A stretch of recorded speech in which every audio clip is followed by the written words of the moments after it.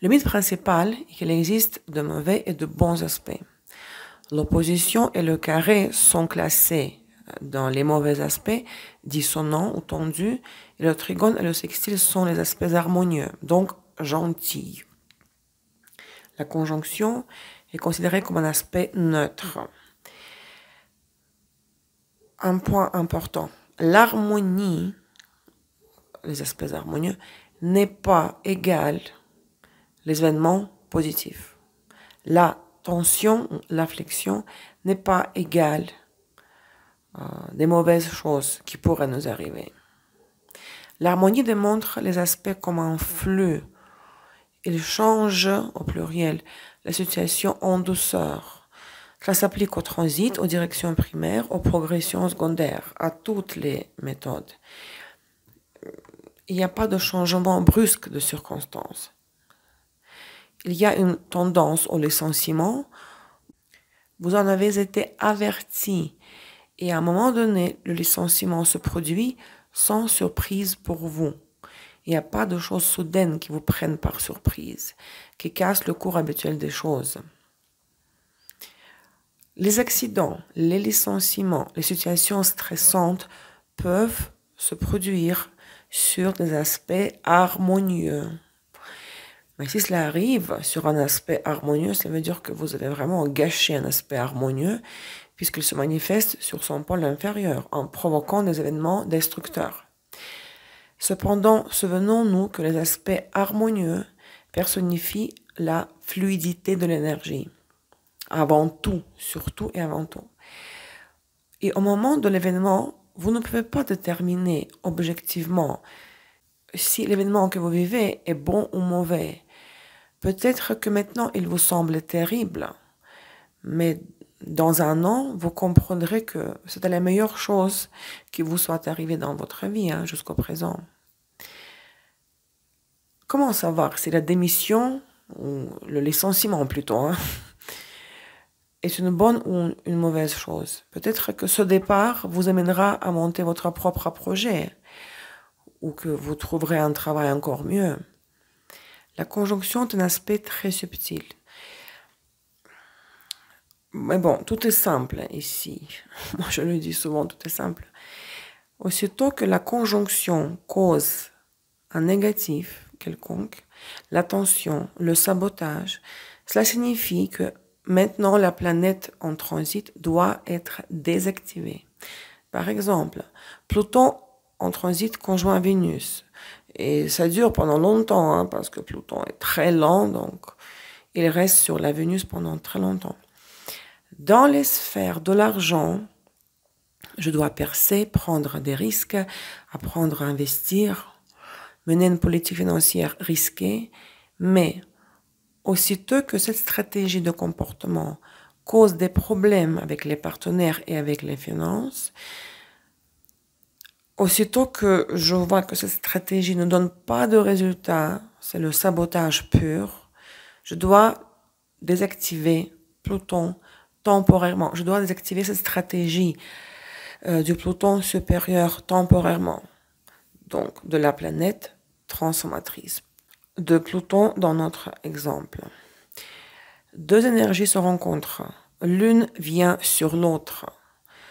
Lorsque la planète en transit vient sur la planète natale, cela sous-entend l'arrivée d'une nouvelle énergie et que la personne doit apprendre à interagir avec elle. Lors du trigone, d'un trigone, les circonstances s'enclenchent facilement. Ça ne veut pas forcément dire que c'est bien, qu'il s'agira d'un événement positif. Parce qu'un licenciement peut très bien se produire sur un trigone.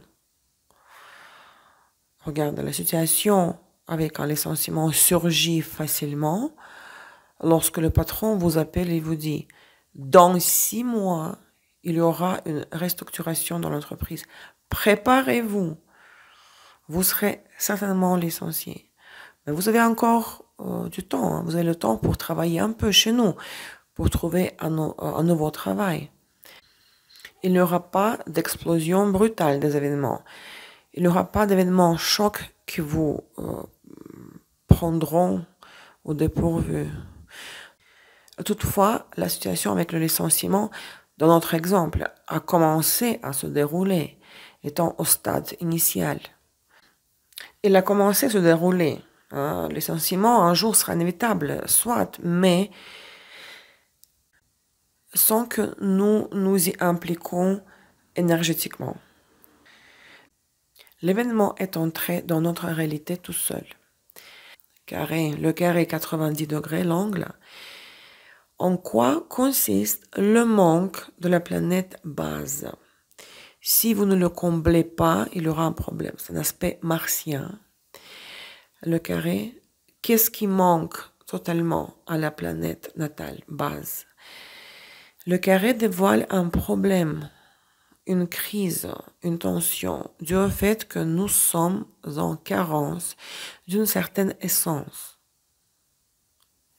Au niveau de la psychologie, le carré est littéralement l'aspect de Mars, du bélier.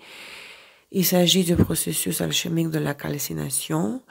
Nous sommes en carence d'une certaine essence, il faut la chauffer, calciner. Saturne carré Vénus. Notre gestion de l'argent est en manque de contrôle, de gestion rigoureuse, de répartition équitable de l'argent. Saturne ne dit pas que vous devez vous restreindre en matière d'argent, mais il dit qu'il n'y a pas assez de répartition compétente des finances chez vous. En réalité, les pôles inférieurs des planètes transformatrices ne sont pas les talents. Ils ne représentent pas nos qualités. On le pense parce que c'est facile pour nous de manifester la planète au pôle inférieur parce que c'est facile et confortable, donc on pense que ce sont des talents. Non, ce seront toujours les sujets de nos faux talents. C'est la fausse zone de confort. C'est juste que c'est plus facile pour nous d'agir ainsi. Le pôle supérieur de la planète, qui forme le carré en transit, est toujours notre manifestation de l'ombre. Ça, c'est pour ceux qui sont familiers avec la psychanalyse. C'est notre ombre dans laquelle réside le super talent. Opposition 180 degrés. À quoi faut-il renoncer afin d'arriver au confort? Il faut résister à la tentation de s'y accrocher. C'est l'aspect de Saturne et de Vénus. Son sens, sa signification sont complètement opposés à ceux du carré, car chez l'opposition, il y aura toujours un excédent d'énergie. Si chez le carré, nous avons un manque total de l'énergie qu'il faut combler en ajoutant une essence spécifique, alors l'opposition, à son tour, c'est au contraire le trop, l'excès auquel il faut renoncer pour avoir un confort, ce qui est très difficile à faire et n'est jamais facile à réaliser. L'opposition est l'aspect du déclencheur. C'est le dernier dans la liste des aspects. Il est responsable de la digestion, de la purification. Le natif peut ressentir l'opposition différemment, que ce soit dans le thème natal ou dans les transits. Les deux au niveau psychologique, n'est-ce pas? Si on parle de la psychologie. Jupiter opposition Vénus. Ah bon? Vous pensez vraiment que je gaspille l'argent? Voyons donc. Je ne dépense que pour l'essentiel. C'est ce que pense le natif. Ou Vénus opposition Saturne. La personne a le sentiment qu'elle ne contrôle justement pas assez, qu'elle n'est pas assez responsable. Et l'opposition écrase le natif avec ça, avec ce sentiment de ne pas être suffisamment responsable. À l'intérieur, le natif ressent qu'au contraire, il n'a pas assez, qu'il n'a pas assez d'essence de la planète en transit formant l'opposition. Le natif ressent à l'intérieur que il lui en faut encore plus. Saturne opposition au soleil. La personne a l'impression qu'elle ne contrôle pas assez tout dans le projet, qu'elle n'est pas assez responsable, qu'elle doit tout faire de manière encore plus systématique. Et plus la personne recrée une sorte de système des règles, plus la tension grandira en elle. Mais à l'intérieur, il semblera que ce n'est pas suffisant, que soi-disant, il faut que j'accélère encore un petit peu. Au niveau de l'intention intérieure, il faut que je pousse encore un peu plus et tout ira bien, tout ira mieux. Mais ça ne se produit pas. Il faut réinitialiser, supprimer, éliminer la planète qui forme l'opposition. C'est à cette condition qu'il y aura l'avancement. Ce n'est pas tout. Jupiter est une planète ambitieuse, assez agressive. Le Soleil en opposition à Jupiter, enfin plutôt Jupiter en opposition au Soleil peut susciter l'intolérance, l'agacement. Surtout si les autres ne m'écoutent pas, ne me remarquent pas, ne m'apprécient pas. Je peux avoir cette impression que les autres ne m'apprécient pas. Comment remplacer Jupiter par Mercure?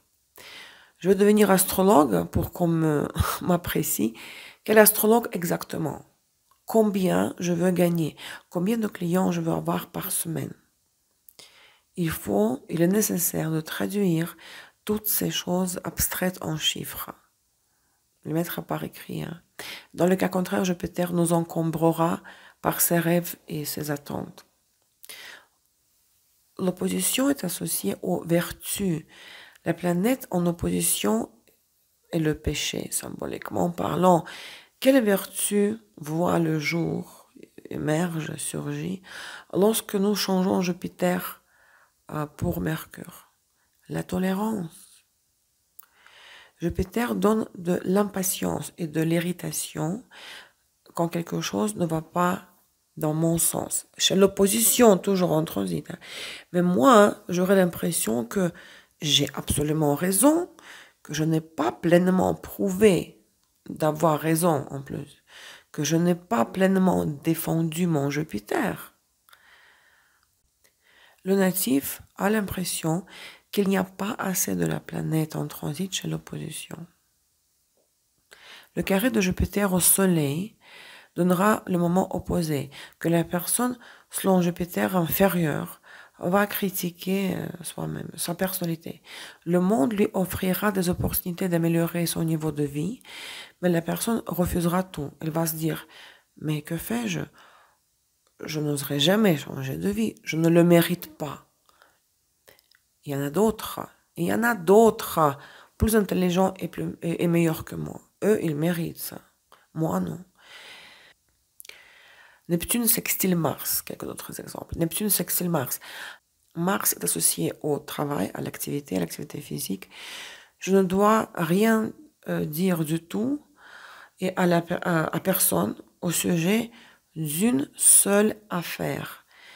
Si c'était le trigone à Mars, alors je ne devrais pas parler du tout de toutes mes affaires. J'aurais besoin de l'énergie d'inspiration pour pouvoir travailler efficacement. Chez le sextile, nous avons besoin de l'énergie d'inspiration pour une seule chose, pour une tâche spécifique. L'événement, la planète en transit, crée un problème dans la maison de son passage qui doit être transformé. Dans le cas contraire, la maison recevant le transit subira des dommages. Donc le carré crée un problème dans la maison natale où se trouve actuellement la planète en transit. Cette maison natale doit être cassée, changée de fond en comble, transformée entièrement, totalement. Cette maison natale est obsolète. Si nous ne la mettons pas à jour, si nous ne la renouvelons pas, alors la planète natale et la maison recevant les deux, recevant l'aspect de transit, seront détruites. Le carré de la 12 à la 8. Il manque la 12 à la 8. La 12 n'est pas facile à vivre dans les transits. C'est la maison des rituels quand on visualise les périodes de temps dans le futur pour lesquelles on fait des projets. C'est la maison de la pose des tendances, de la nature sauvage. Il me manque la communication avec l'inconscient, les sorties dans la nature, la communication avec la nature sauvage. Il me manque tous les symboles de l'inconscient pour que ma réalité s'accélère.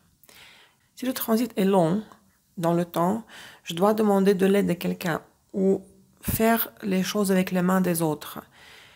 Si je ne demande pas de l'aide, si je n'entre pas dans l'archétype d'une personne sans défense, alors la crise chez la 8, à cause de la 12, va empirer. La couche événementielle travaille d'une façon très intéressante. La planète en transit provoque à l'activation la maison natale en créant une nécessité en elle. Il faut renoncer à la maison natale en faveur de la maison recevant le transit. L'opposition nous provoque toujours à l'activation de la maison natale. Elle crée un contrepoids entre les maisons sur l'axe. Elle commence à créer un besoin en la maison natale et nous constatons un réel besoin en elle maintenant, au moment du transit. L'opposition de transit de la 8 forme l'aspect à la 2, l'opposition. C'est en ce moment précis que le sujet de la maison 2 devient d'actualité, pertinent. Qu'est-ce qu'il faut faire? Il faut renoncer à la maison natale au profit de celle de transit, ne pas y toucher du tout. Toute action dans cette maison échouera. Lors de l'opposition, tout commence toujours sans signe de tempête. Contrairement au carré, qui est un aspect simple. Carré est évident comme un tabouret. Un problème surgit, il faut le résoudre. Mais la personne ne veut pas le résoudre. Elle n'a pas le temps, pas les ressources pour cela. Elle ne veut pas s'occuper de ce problème. Et par conséquent, le carré nous sabote au final. Mais le carré nous montre clairement, tu veux cela? Vas-y, perce. Sors de ta zone de confort.